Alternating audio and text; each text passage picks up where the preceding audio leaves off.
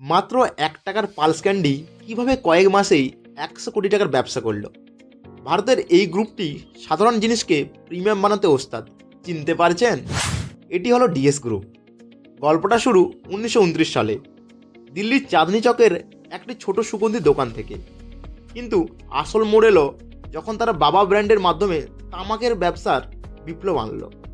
তবে তাদের আসল সাকসেস লুকিয়েছিল তাদের ভিন্নধর্মী চিন্তা ভাবনায়। তারা কিন্তু শুধু তামাকেই আটকে থাকেননি। ১৯৮৭ সালে ক্যাচ মশলা এনে টেবিল টপ স্প্রিংলারের মাধ্যমে আমাদের রান্নাঘরের অভ্যাস বদলে দিল।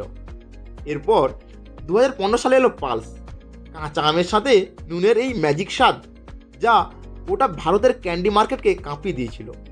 আজ ডিএস গ্রুপ মানে শুধু এফএমসিজি নয়, হোটেল, ডেয়ারি থেকে লাক্সারি রিটেলই সব তাদের দখলে।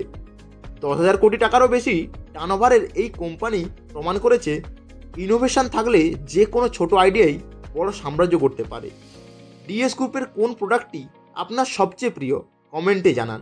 আর এমন সাকসেস স্টোরি দেখতে সাবস্ক্রাইব করুন ফুটপ্রিন্টস অফ পিপলকে।